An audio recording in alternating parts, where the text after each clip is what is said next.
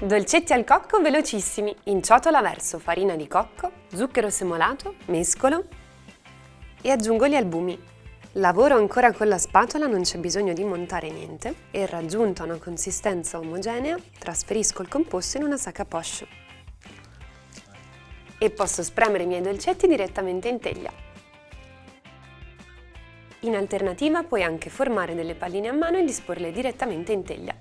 E faccio cuocere i miei dolcetti in forno ventilato a 200 gradi per circa 10 minuti.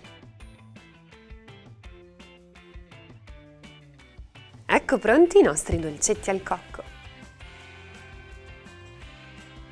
Perfetti con un caffè. Buon appetito!